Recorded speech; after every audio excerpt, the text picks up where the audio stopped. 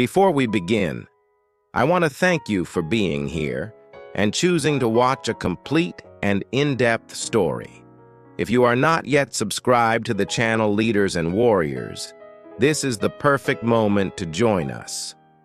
Leave a like, activate the notification bell, and share this video, because every bit of support helps us continue creating long, well-narrated stories made for those who want more than fast and shallow versions of history.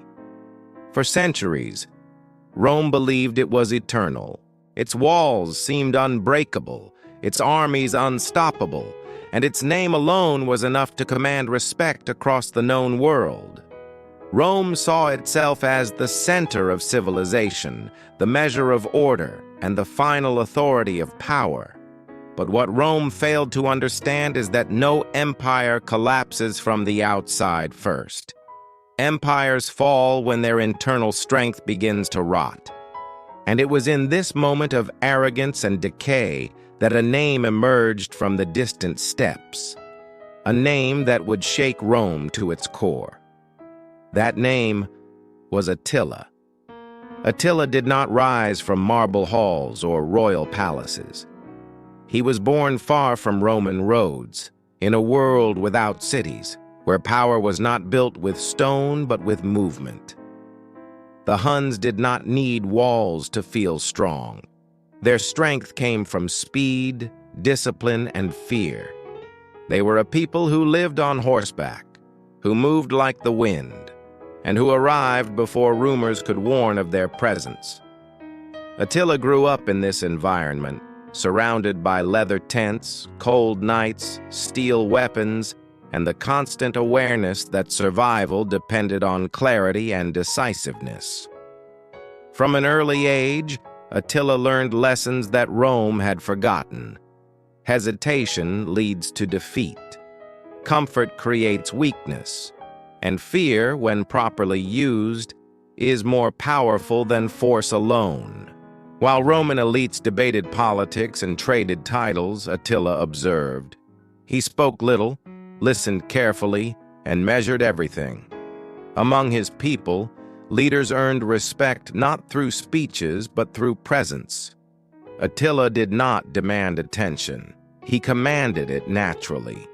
Rome, meanwhile, dismissed the Huns as primitive barbarians. Roman writers described them as mindless, savage, incapable of planning. This was one of Rome's greatest mistakes. Attila was not only a warrior, he was a strategist who understood systems, discipline, and psychology. Even before becoming king, he understood something crucial. Empires do not collapse because their enemies are strong, but because they themselves are weak from within. When Attila and his brother Bleda rose to power together, Rome believed it had found an opportunity. Two rulers meant division, and division could be exploited. Roman envoys arrived with gold, fine fabrics, and carefully chosen words. They spoke of peace, stability, and mutual benefit. Bleda enjoyed the luxury and recognition. Attila watched silently. When Rome spoke of tribute, Attila understood the truth. Rome was not buying peace. Rome was admitting fear. Attila used Roman gold not to indulge, but to organize. He unified clans that had long lived independently. He imposed discipline where chaos once ruled. Betrayal was punished swiftly. Loyalty was rewarded clearly. His rule was not random or emotional. It was calculated. Slowly, warriors began to look to Attila for direction, even while Bleda remained king in name. Eventually, Bleda disappeared. The circumstances were never fully explained, and Attila never offered justification. None was needed. By the next morning, the Huns had one ruler. Attila did not celebrate. He gathered his leaders and delivered a simple message. There was no place for weakness. From that moment on, Rome was no longer dealing with a divided leadership. It was facing a single will. The Eastern Roman Empire believed it could manage Attila the same way it had managed others before him, through treaties, payments, and diplomacy. Constantinople did not fear Attila as an existential threat. It believed it could contain him. Attila understood this mindset perfectly. He did not attack the city. He did not waste men on stone walls. Instead, he drained the empire from its edges. Cities in the Balkans fell with terrifying efficiency. Attila's forces struck quickly, disappeared, and returned elsewhere. They did not lay long sieges. They broke morale. Survivors were intentionally spared, not out of mercy, but strategy. Fear traveled faster than armies. By the time Roman officials reacted, the damage was already done. Rome paid tribute, then paid more. When agreements were broken, Attila did not issue threats. He advanced. Each treaty humiliated the empire further. Constantinople survived not because it was strong, but because Attila allowed it to survive. He did not need to take the city. He needed Rome to know he could. As the East bled gold, Attila turned his attention westward. The Western Roman Empire was even weaker. Its emperors held little real power. Its armies were underpaid. Its cities relied on reputation rather than readiness. Attila recognized this immediately. He did not invade like a reckless barbarian. He entered like a ruler who knew exactly where to strike. Gaul was the first warning. Cities fell, not because they lacked walls, but because they lacked confidence. Panic spread faster than Attila's cavalry. Roman leadership hesitated, argued, and delayed.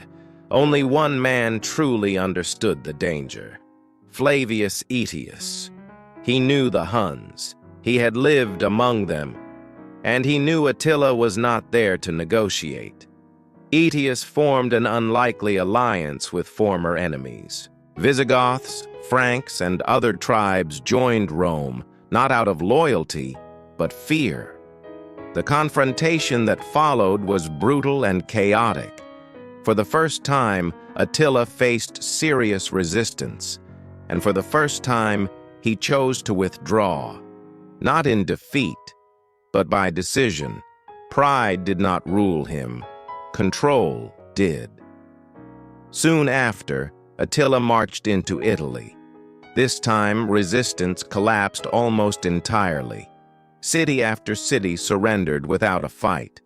Aquileia was destroyed so completely that its very location was forgotten.